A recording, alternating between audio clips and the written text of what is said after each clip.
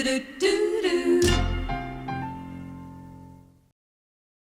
also, good luck to my next guest, who's one of our regulars, our resident zoologist, Dr David Smith. David. Hi, George. Hi. Lovely voices.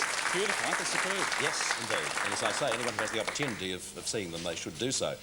You always have special surprises for us, David. Obviously, I can preempt that today we're talking about ants. Last time we had the anteater, this time we've got the ants. Exactly, yeah, they had the echidna last time, That's right, didn't we? yes, we did. Tell us something about ants. I mean, are they as fascinating as we're led to believe in the terms of how they live their lives? Oh, I think so. I think once you start to look at ants and watch how they go about their lives, you just become captivated. I mean, people down in the makeup room and at the front office today have been just glued to this antarium, or Antopolis, and they're just intrinsically fascinating. Well, OK, that's man-made, but is that pretty close to the real thing? Not really. Their burrow systems are extremely complex. They'll have, you know, multi-dimensional high-rise, or actually they're low-rise because they go below the ground, layer upon layer of caverns and special chambers and rooms and things, all for special purposes. They even have a burial ground for ants that have died, and we've got some film that we'll see a bit later of ants being carried down to the burial chamber. What species of ants do we have here in Australia?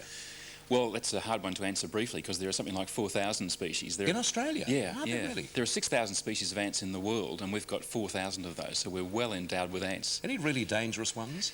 These are probably the most dangerous in the sense that they give you a pretty nasty nip. These are bull ants, the famous red bull ants.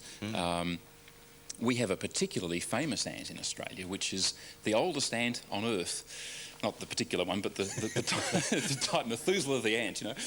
The type of ant. He's an ant called Nothomymesia, comes from South Australia, and they're quite remarkable. They take us right back to the dawn of antdom. And how do you know that? How do you find that out? Well, don't you just ask them? Actually, you ask the ant experts, and they tell you a big, long, complicated story, but it turns out they've got primitive features. They're similar in some respects to these, but they're bigger.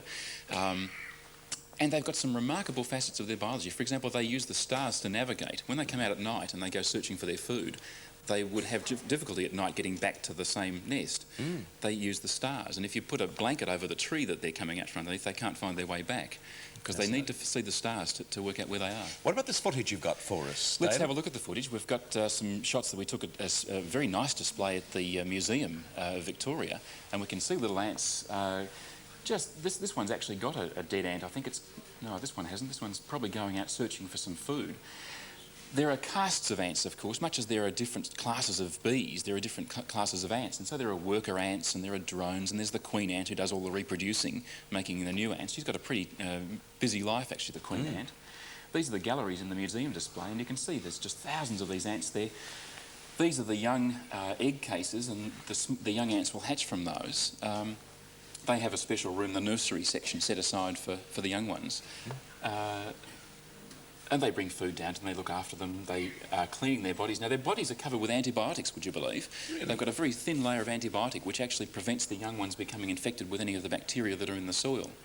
So I think the more you learn about ants, the more fascinated you become. Each hive or each community, how many queen ants are there? One only. That's an absolutely golden rule. If a second queen comes into the area, the newcomer will be dispatched immediately. They'll sting her to death. Well, as you say, I mean, she's a very busy lady, isn't she? Very busy, yes. And the drones have a great life. Their job is to fertilise the queen, and so that's their role in life. The workers do the hard work. The drones just go about the business of reproducing. David, how do you get those extreme close-ups of the ants? Well, you use a wonderful little camera like this one here. You can actually have a look through this special lens. It's an endoscope, the sort of thing that's put inside people's lungs or other bodily places. And you can look inside things with that. And if you just look at my hand there, you'll see you can focus really closely. You didn't clean your fingernails this morning. I must check that next time. Yeah. But if I pop it in this camera here, just brace yourself, because you have to have lots of light for one of these lenses. We'll just pop that in like that. Open up the diaphragm and turn the light on. And if you look at my hand now, you can see right down into my fingerprints, running right along my hand like that. And I'll even... You see my fingerprints Yes, there? I can, very easily.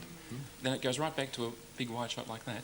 And in fact, if you want to check out the age of your zoologist host, guest I should say, careful. Put it up to my eye like that, and you can see, if I get into the light here, you'll get an amazing Look at the wrinkles in my face.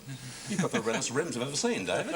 It was a great party last night. What happens if I take that off? I guess I could just shoot it like a normal television camera. Yes, you can. You can indeed. If there is any such thing as a normal television camera. How do you get that off? Do I need to take that off too? Just turn that down a little bit, yeah. That's fine. That should work like that, I think, yeah. Right. Where do I look through? Just turn this light off in case we... Yeah, just bring it over the top. Here. There we go. This is terrific. Wait on, I can't get my thing in. Hi. I can't see a thing. Why can't I see anything? The audience can. Well, perhaps do I need to do something No, else? there's no viewfinder on that one, Bert. You I have see. to do it by... Oh. You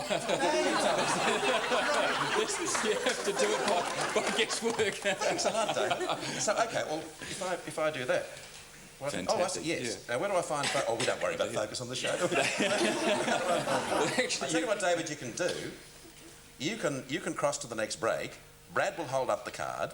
Over here, Brad, and you can tell everyone what's going... Over beside me. OK, just point down a whisker. There, just stand there, Brad. Don't worry about being seen. You paid your tax, haven't you? OK. Fine. David, thank you for your company, and now you can... I'll get you in focus. Wait on. And you can cross to the next break. 1, 2, 3. Thanks, Bert. After the break, we come back with Janadel and Lucky Girls. Hang on. Not time? We'll do it again. Take 2. 1, 2, 3. After the break, we come back with Janadel and Lucky Look Girls. into my camera. Back with you soon, Dave. Back with you soon.